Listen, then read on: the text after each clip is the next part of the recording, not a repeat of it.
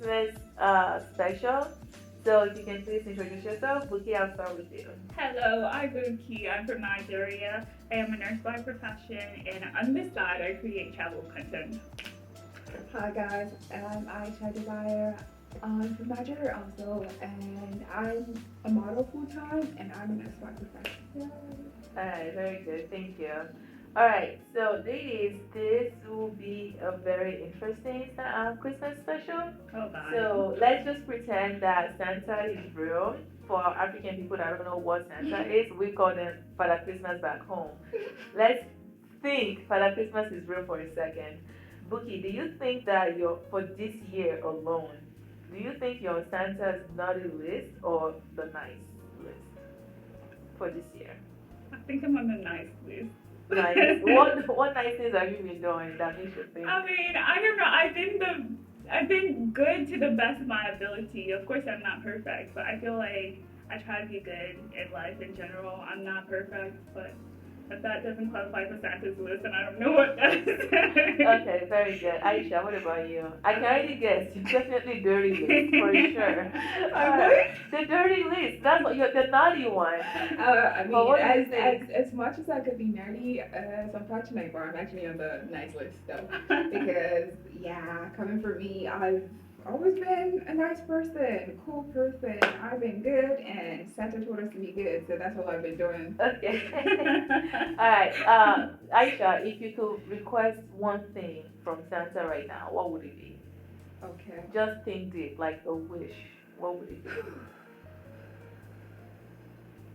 It would be for my mom and Angela to be here in America with me. Your mom and who? Angela. Oh, that's your mom's name. No, my mom and Angela. What's Angela? Oh, Angela. aunt. Your auntie. Yes. Oh, my God. Angela, not an auntie. My mom and Angela. Angela that is your my sister? kid. Oh, I see. Okay. Oh, your kid. Yeah. Oh, you have a I child. have a son. What? Wow. Wow. We did not know about this. I don't talk much. Wow. Okay, well, now let's talk about it. How old is he? He's 7. Wow. That is awesome. That is Thank you. awesome. When last did you see him? Sorry. 2019. Okay. Okay. And every time on FaceTime, even this morning, this afternoon. Now I pray Santa enters your list. Amen. That's beautiful. Wow. I love it. Girl, I wish I had a kid when I was 21. Just to get that out of the way. You know. But, Buki, what about you? Why are you looking at me? He doesn't approve. He does not approve. Give me bad looks. What about you, Buki? I would ask for sound health. I definitely over the past 3 years, it's been really intense with my health, but I would ask for sound health for sure. Sound health. Okay.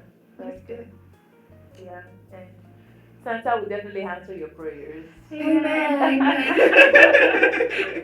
That was in synchrony. Alright. You ladies look very beautiful today. And Aisha, that's all your natural hair, right? Yes. Has someone ever asked you, let's say you're wearing a wig, someone ever asked you, is that your real hair? Yes. A lot of Oh, people, and some try to touch it without permission too. So. Oh, wow. Yes, That's weird. I've had people ask me, is that my real hair? And sometimes I don't have people ask me that because I make my hair myself. So my install game is kind of like very, very professional. Mhm. So sometimes they just be, instead of asking me if that is my real hair, they just be like, oh my God, who installed this for you? I mean, I sense the irony in it, but I would just answer like, oh, I did my hair myself. I'm like, oh my God, do you take clients? I'm like, no. Wow. Okay, what about you, Buki? Has someone ever asked you, is that your real hair? Or have they tried to No, touch it? actually, to be honest, well, this is not my real hair, by the way. This is a wig. But for some reason, when I speak and people hear my accent, they just think this is my natural hair. Mhm. I feel like somebody would have at some point, but I just don't remember. People typically think it's my hair. Okay. And I'm pretty consistent. Like, a lot of my pictures are just this wig, so. Right. Yeah. Have they ever tried to touch it without yeah. permission? Yeah, and that's where I cut it up. Like, that's rude. Yeah, definitely. You guys moving from Nigeria to you ladies are both Nigerians, right? Mm-hmm. You guys moving from back home to over here. Have you faced any kind of like racism? Someone just making a crazy comment about where you're from? maybe in school or social life?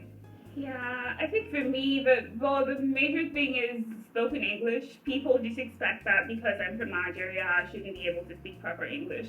And especially in Mississippi, this is actually black on black. Whenever I spoke properly, it was just very annoying to them. To them, they felt like I was just better than them, or I was trying to act like I was better than them. And a lot of the black people in Mississippi speak what's called Ebonics. It's broken English, but that's not the kind of we speak broken English in Nigeria. It's but called pigeon. It's called pidgin, but it's not. Pidgin and Ebonics are two different things entirely. And I did try to learn Ebonics just to be able to please African Americans, and it just didn't work for me. So I stopped trying to learn it, and just stuck with the spoken English that I learned from Nigeria. And it would just be so annoying because they thought that I was trying to act like I was better than them, which I was not. I was just being myself. Okay. For me, it would be, I mean, I've not really experienced it because it's so weird because when I see Nigerians, they like are able to understand or get that I'm Nigerian.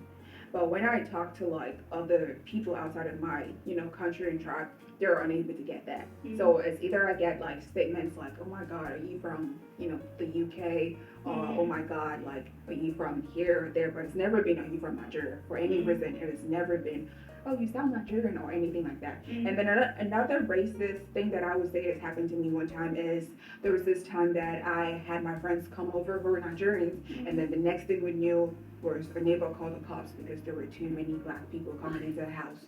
That's so. So like that's one thing that I faced. But being the Nigerian that I am, I constantly after that time kept inviting my friends to come over. So if you're gonna if you're gonna die because of that, you better die right now.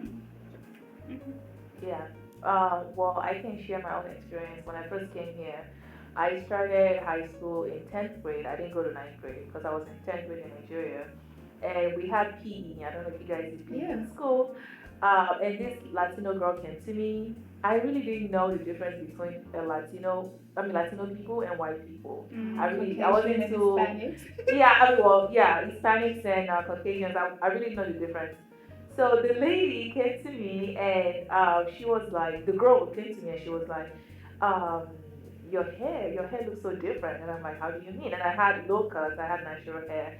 And she was like, oh, because I don't see lights on your head. And I was like, No. Oh, no. I was ready to fight. No. I was ready to fight. I'm like, don't get me kicked out of school that I just started. She was like, how come you don't have lights? I'm like, first of all, even if I had lights back home, you think I would get on the plane with lights in my head? I'm like, okay. And even if I did, why is that? Yeah. Like, Yeah. Why Her is it any friends of your had to come business? to me and be like, oh, she's ignorant. And she was like, oh, where are you from? And I'm like, Nigeria. She was like, where is that? I'm like, oh, it's in Go Africa. educate She was like, where's Africa? I'm like, okay, now I Go educate yourself. Yeah. No. I'm like, okay, now I They, cannot help need, you. they need to do better. Yeah, they do. They really do need to do better. But thanks for sharing that. Okay, so let me ask you this. Have you guys ever had a heartbreak? Like heartbreak. Yeah, in a relationship. Oh, relationship heartbreak. Okay. Yeah. Okay. Was it a painful one or was it of course, I mean I think all It was heartbreaks- painful, and I think the reason it was painful was because I was already depressed anyways. So when it happened, when you're depressed, like even the slightest things just look like such big problems. So I was depressed, and then I had the heartbreak, and it was just. But it wasn't. We were never in a relationship. It was actually my first and only rejection. I had never I didn't know what rejection was like. I was more so the one that would reject. And so it was my very first rejection, and I guess the reason why it hurts was because I saw so much future with this person. Like I saw so many things we could do together. I saw so much I could do for him, and I just saw I had this beautiful picture, and we just needed to get started. And it looked like he was coming around, and all of a sudden he just fell off, and it just hurt me because I was already depressed, and I guess that was one more thing that needed to not work in life to make me more depressed. But I showed her. Oh, so for me, yes, I've experienced heartbreak, and I would say that it's a little personal for me. So why I would say that is because coming from someone who did not have both parents together to like, see how it is done to me. I mean, I see my parents loved each other for a very few minutes. And I could tell that it was good when he was good, and when he became bad, he became very bad. And then for someone like that, I felt like every time I got into a relationship, I was looking for that father figure, like that, that protection, like that love that would stay and not go away. So I always try my best. So I would always be the last person to work out of a relationship just because I want to make sure that I do not regret anything. I want to make sure that I try my best. And if it comes back to me anyhow, I would say like I did what I could do, and it's not my fault that this happened to me. So it's like when it happened, it was so painful. We were in the third year. It was supposed to be my mom and all that when it happened, and I couldn't take it. I could not take it because it was like I felt like I already tied my future down to this person, and this is one mistake that we should never do ever in life. No matter how we love each other, we should not just tie that future down with each other until it actually makes sense. So it really did hurt, and I was broken, and I felt like I'm done with it. I'm not. And pretty much that's why I'm still single till now. Not like I'm still hurting over what happened, but I feel like I've been single for like over 4 years now, just because I feel like I want what I want. Yeah. Thank you.